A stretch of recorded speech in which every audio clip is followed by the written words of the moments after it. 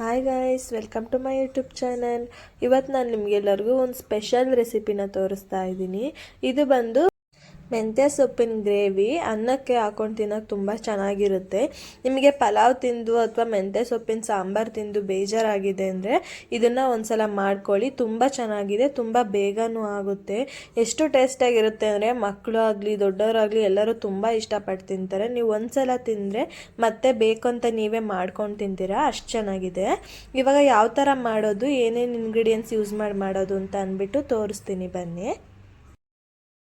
ಮೊದಲಿಗೆ ನಾನಿಲ್ಲಿ ಒಂದು ಬಾಣಲಿನ ಕಾಯಕ್ಕಿಟ್ಟಿದ್ದೆ. ಅದಕ್ಕೆ ಸ್ವಲ್ಪ ನಾನು ಕಡಲೆ ಬೀಜ ಹಾಕ್ಕೊತಾ ಇದ್ದೀನಿ. ಕಡಲೆ ಬೀಜ ಚೆನ್ನಾಗಿ ಹುರ್ಕೋಬೇಕು. ಕಡಲೆ ಬೀಜ ಎಲ್ಲ ಚೆನ್ನಾಗಿ ಹುರ್ಕೊಂಡಾದ್ಮೇಲೆ ಇದಕ್ಕೆ ಸ್ವಲ್ಪ ಬಿಳಿ ಎಳ್ಳನ್ನು ಸೇರಿಸ್ಕೊತಾ ಇದ್ದೀನಿ. ನೀವು ಕಪ್ಪೆಳ್ಳಿದ್ರೆ ಅದನ್ನು ಸೇರಿಸ್ಕೋಬೋದು. ನನ್ನ ಹತ್ರ ಬಿಳಿ ಎಳ್ಳಿತ್ತು, ಅದನ್ನು ಯೂಸ್ ಮಾಡ್ತಾ ಇದ್ದೀನಿ ನಾನು. ಎಳ್ಳು ಸ್ವಲ್ಪ ಬ್ರೌನ್ ಕಲರ್ ಬರೋವರೆಗೂ ಕಡಲೆ ಬೀಜದ ಜೊತೆನೇ ಹುರ್ಕೊಳ್ಳೋಣ. ಈಗ ಎಳ್ಳು ಸ್ವಲ್ಪ ಕಲರ್ ಚೇಂಜ್ ಆಗಿದೆ. ಇದಕ್ಕೆ ನಾನೀಗ ಸ್ವಲ್ಪ ಪುಟಾಣಿ ಕಡಲೆ ಬರುತ್ತಲ್ಲ, ಅದು ಕಡಲೆನ ಆ್ಯಡ್ ಮಾಡ್ಕೊಂಡಿದ್ದೀನಿ. ಆ್ಯಡ್ ಮಾಡಿಕೊಂಡು ಇದನ್ನು ಜಾಸ್ತಿ ಫ್ರೈ ಮಾಡ್ಕೋಬೇಕಂತ ಏನಿಲ್ಲ, ಸ್ವಲ್ಪ ಹಂಗೇನೆ ಬಿಸಿ ತಾಗೋ ಥರ ಸ್ವಲ್ಪ ಕೈ ಆಡಿಸ್ಕೊಳ್ಳೋಣ. ಇಷ್ಟಾದರೆ ಆಯಿತು. ಈಗ ಸ್ಟವ್ನ ಆಫ್ ಮಾಡಿಕೊಂಡು ಇದನ್ನು ಒಂದು ಮಿಕ್ಸರ್ ಜಾರ್ಗೆ ಹಾಕ್ಕೊಳ್ಳೋಣ. ನಾನು ಸ್ವಲ್ಪ ಹುಣಸೆಹಣ್ಣನ್ನ ನೆನೆಸಿಟ್ಕೊಂಡಿದ್ದೆ, ಅದನ್ನು ಕಂಪ್ಲೀಟ್ ಇದರೊಳಗಡೆ ಸೇರಿಸ್ಕೊಂಡು ಇದನ್ನು ಒಂದು ಪೇಸ್ಟ್ ಮಾಡ್ಕೊಳ್ಳೋಣ. ಈ ಥರ ಪೇಸ್ಟ್ ಆಗುತ್ತೆ ನೋಡಿ ಎಷ್ಟು ಚೆನ್ನಾಗಾಗಿದೆ ಅಂತ. ಇವಾಗ ಮತ್ತೆ ಅದೇ ಬಾಣಲಿಗೆ ನಾನು ಸ್ವಲ್ಪ ಎಣ್ಣೆ ಹಾಕಿದ್ದೀನಿ. ಒಂದು 2 ಇಲ್ಕಷ್ಟು ಬೆಳ್ಳುಳ್ಳಿನ ಹಾಕ್ಕೊಂಡಿದ್ದೀನಿ. ಬೆಳ್ಳುಳ್ಳಿ ಸ್ವಲ್ಪ ಇದಾಗ್ತಿದ್ದಂಗೆ ಅದಕ್ಕೆ ತೊಳೆದುಬಿಟ್ಟು ಹೆಚ್ಚಿಟ್ಕೊಂಡಿರೋ ಅಂಥ ಮೆಂತ್ಯ ಸೊಪ್ಪನ್ನ ಹಾಕ್ತಾಯಿದ್ದೀನಿ. ನಾನಿಲ್ಲಿ 1 ಕಟ್ ಮೆಂತ್ಯ ಸೊಪ್ಪನ್ನ ಯೂಸ್ ಮಾಡಿದ್ದೀನಿ. ಯಾಕೆಂದರೆ ಇದು ಹುರಿದ ಮೇಲೆ ತುಂಬ ಕಡಿಮೆ ಆಗುತ್ತೆ. ನೀವೇ ನೋಡ್ತಾ ಇರ್ಬೋದು ಎಷ್ಟು ಕಡಿಮೆ ಆಗಿದೆ ಅಂತ ಅಂದ್ಬಿಟ್ಟು. ಇಷ್ಟು ಫ್ರೈ ಆದರೆ ಸಾಕು. ಈಗ ಮೆಂತ್ಯ ಸೊಪ್ಪನ್ನ ನಾವು ಎತ್ತಿಟ್ಕೊಳ್ಳೋಣ. ಇವಾಗ ಅದೇ ಬಾಣಲಿಗೆ ಸ್ವಲ್ಪ ನಾನು ಎಣ್ಣೆ ಹಾಕ್ಕೊಂಡಿದ್ದೀನಿ. ಎಣ್ಣೆ ಸ್ವಲ್ಪ ಬಿಸಿ ಆಗೋವರೆಗೂ ವೆಯ್ಟ್ ಮಾಡೋಣ. ಎಣ್ಣೆ ಬಿಸಿಯಾಗಿದ್ದಕ್ಕೆ ನಾನಿಲ್ಲಿ ಸ್ವಲ್ಪ ಜೀರಿಗೆನ ಹಾಕ್ಕೊತಾ ಇದ್ದೀನಿ. ಜೊತೆಗೆ ನಾನು ಕರ್ಬೇವಿನ ಸೊಪ್ಪನ್ನ ಆ್ಯಡ್ ಮಾಡ್ಕೊತಾ ಇದ್ದೀನಿ. ಕರ್ಬೇವಿನ ಸೊಪ್ಪು ಒಣಗಿದೆ, ನೀವು ಬೇಕಾದ್ರೆ ಹಸಿದು ಯೂಸ್ ಮಾಡ್ಬೋದು. 1-2 ಒಣಮೆಣ್ಸಿಕಾಯಿನ ಯೂಸ್ ಮಾಡ್ತಾ ಇದ್ದೀನಿ. ಮತ್ತು ಜೊತೆಗೆ ಸ್ವಲ್ಪ ಹೆಚ್ಚಿಟ್ಟಿದ್ದಂಥ ಈರುಳ್ಳಿ, 2 ಈರುಳ್ಳಿ ಹೆಚ್ಚಿಟ್ಕೊಂಡಿದ್ದೀನಿ ನಾನು ಚಿಕ್ಕದು. ಹೆಚ್ಚಿಟ್ಕೊಂಡ್ಬಿಟ್ಟು ಈರುಳ್ಳಿ ಸ್ವಲ್ಪ ಬ್ರೌನ್ ಕಲರ್ ಬರೋವರೆಗೂ ಫ್ರೈ ಮಾಡ್ಕೊಳ್ಳೋಣ.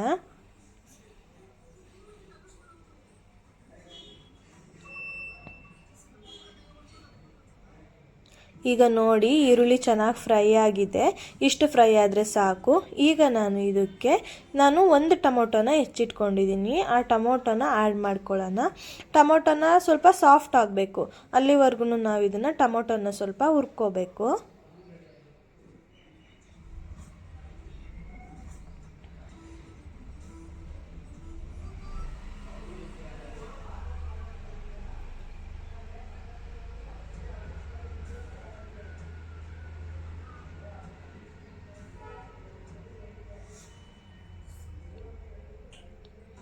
ಈಗ ಟೊಮೊಟೊ ಸ್ವಲ್ಪ ಸಾಫ್ಟ್ ಆಗಿದೆ.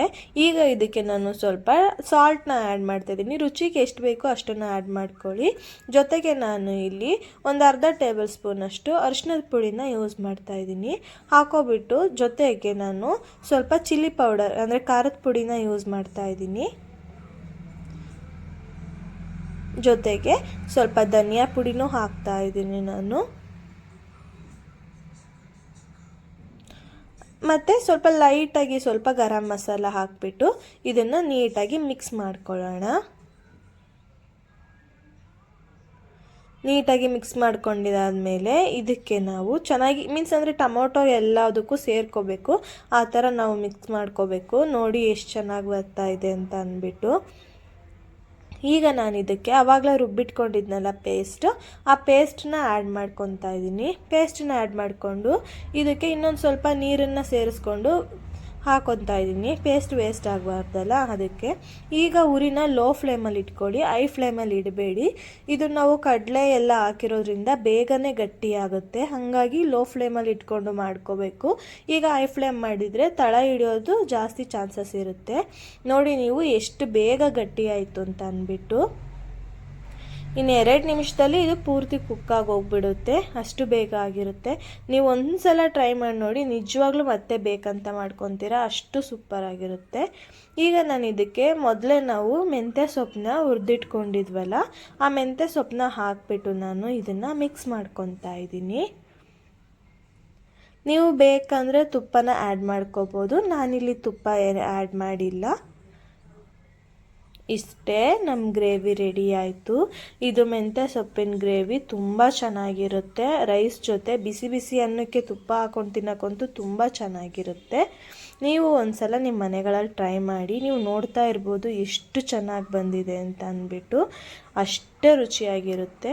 ಒಂದ್ಸಲ ಎಲ್ಲರೂ ಟ್ರೈ ಮಾಡಿ. ನಿಮಗೆ ಟೇಸ್ಟ್ ಇಷ್ಟ ಆದರೆ ನನ್ನ ಚಾನಲ್ನ ಫಾಲೋ ಮಾಡಿ, ಸಬ್ಸ್ಕ್ರೈಬ್ ಮಾಡಿ. Thank you so much.